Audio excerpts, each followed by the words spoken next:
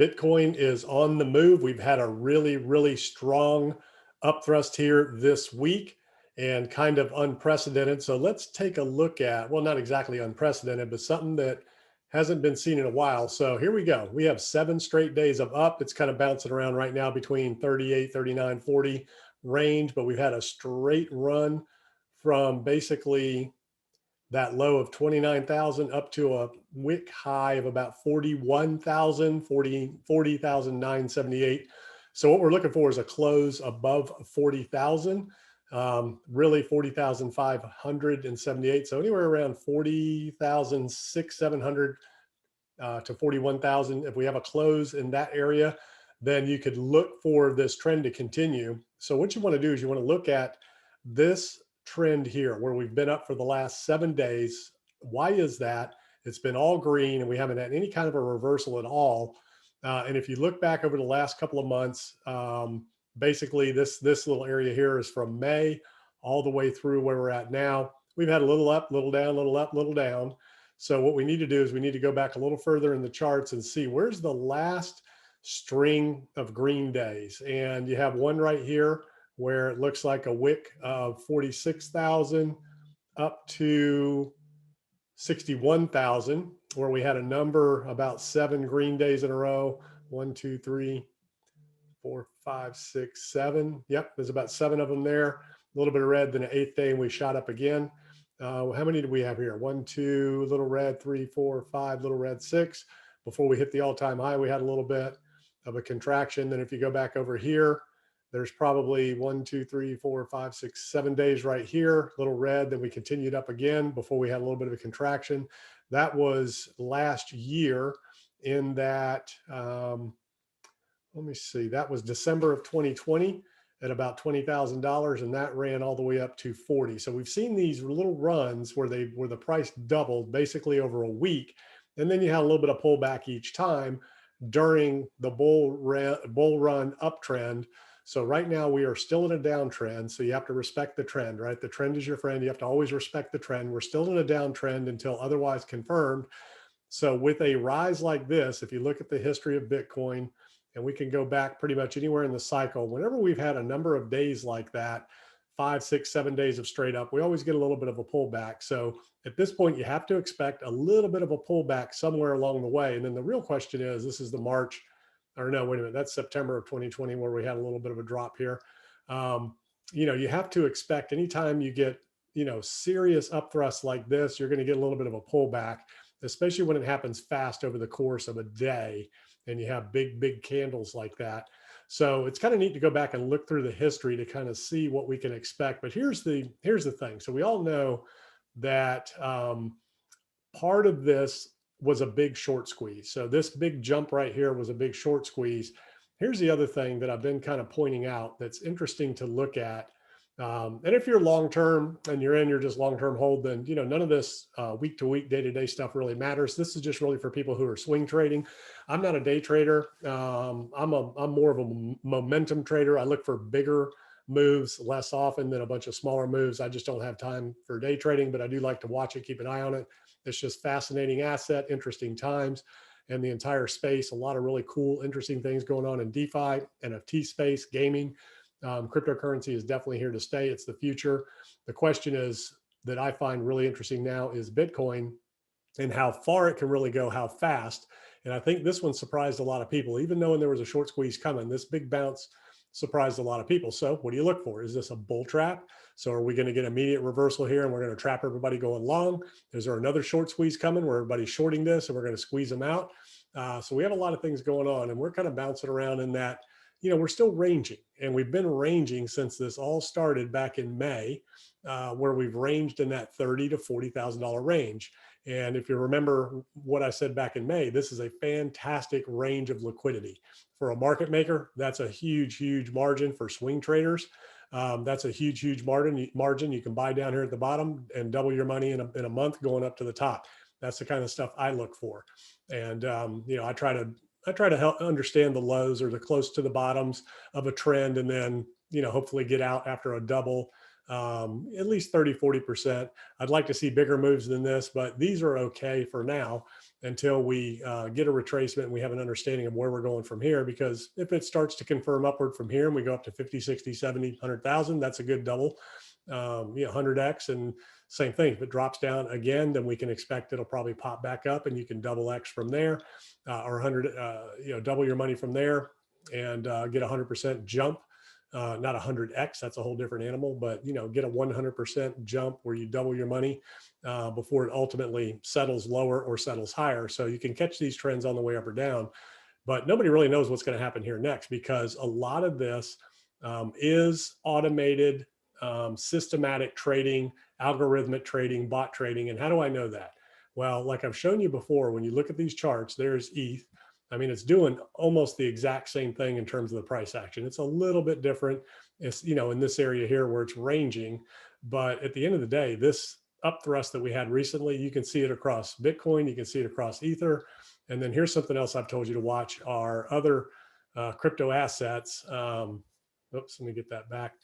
Are these other crypto assets in the space, is to kind of just keep an eye on those and see what's up and what's down on the day. So let's just take a look at, where'd that thing go? Here we go. Let's just take a look at that. We're back and let's see what is up here lately, and XRP, Thorchain, Helium, and all that. And let's just take a look at the little charts here. So look at the end of the price action on these charts. It's almost identical in these charts as you go down, just all these different assets. When you look at this price action, especially the latest trend here, I mean, that's pretty much, that's Zen, EOS, FTT. I mean, it's almost identical. So, here's Bitcoin right here. So if you look at these coins, almost, I mean, look at that. Everything is almost identical all the way through. So what is the result of, or why is that happening? What is the reason and the cause for that?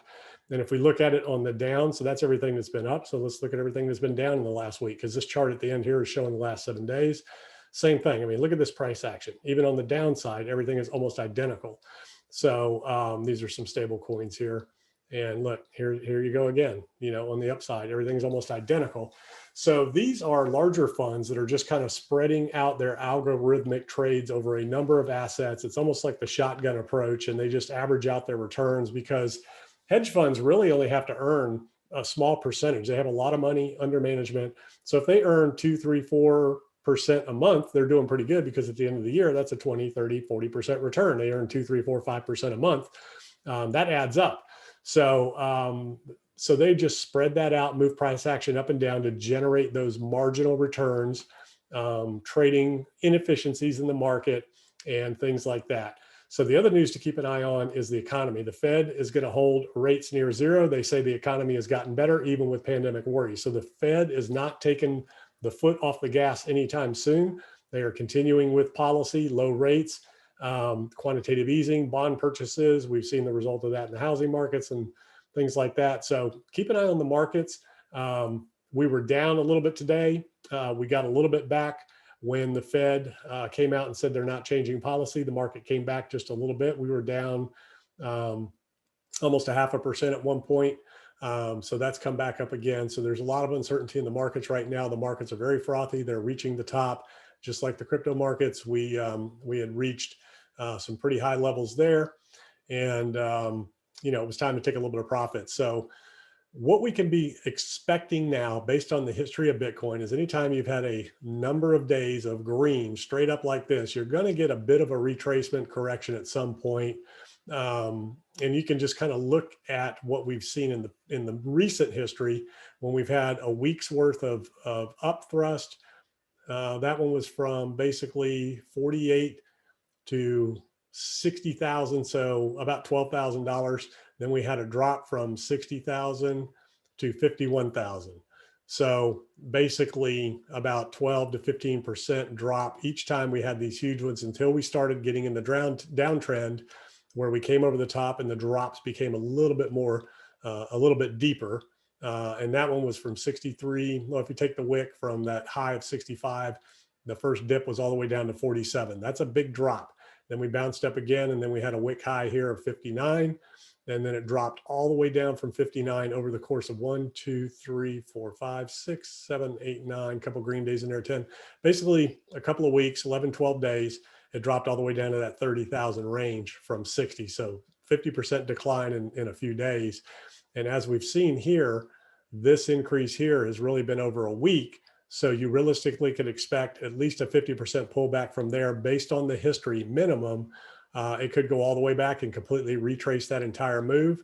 And if you look at what we've seen and the price action on an hourly basis, you're seeing a lot of reversal and retracement on these moves where we are retracing up and we're retracing down on these moves. And we're kind of repeating these patterns of behavior throughout the cycle here while we're ranging. And when you look at those hourly timeframes, you can start to pick up these patterns a little bit more and see how the price is kind of reversing itself along these moves. Now, this has been a straight up trend here, basically, like I said, for the last 7 days that we've been straight up after this initial drop.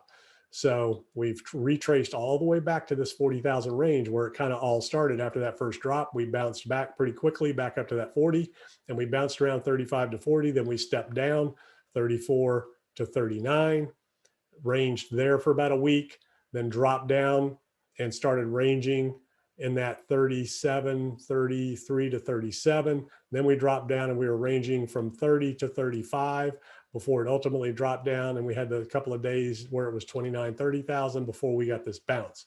So the question is this sustainable and how are you going to know? So one thing that we've talked about to keep an eye on is what really caused this. It could be a short squeeze. It could be hedge funds. It could be a lot of coordinated, orchestrated, systematic trading, or it could be the moons.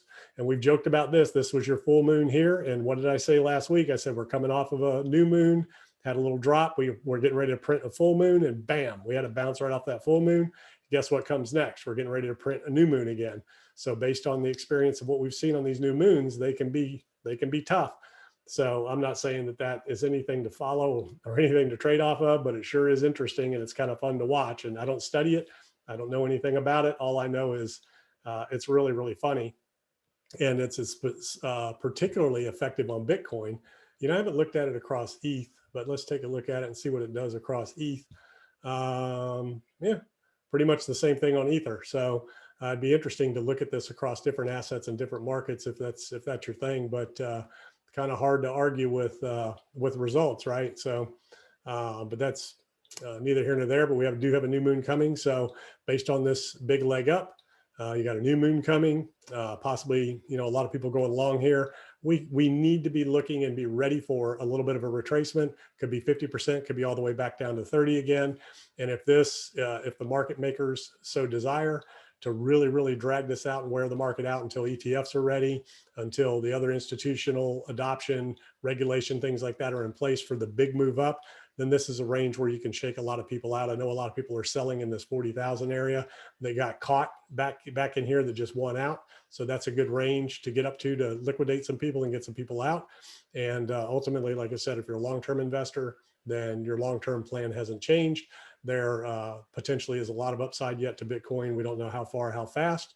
And there's going to be downside. And again, we don't know how far, how fast. So you have to be prepared for everything, hope for the best, prepare and plan for the worst, and have your stop losses in place if you're trading to make sure that you don't get caught, and be on the lookout. Keep an eye on the markets like we talked about. Keep an eye on this price action across all the different assets. Really, really interesting. I mean, it's amazing how identical this price action is across so many different assets. So that's basically what's going on there. Are the big funds trading multiple assets across different exchanges, trading the inefficiencies, doing high frequency trading, things like that. So they can move price, especially when you're only talking about $100 million market cap. It's pretty easy to move that price, especially on a weekend. And if you go back and look at the price action, like I said, those Sundays, 6 p.m. Eastern time is when we've seen a lot of big action. And we saw this first big move on Sunday around those timeframes. So pretty interesting. Just keep your guard up, be ready, and hopefully you can catch this action on the way up and not get caught on the way down.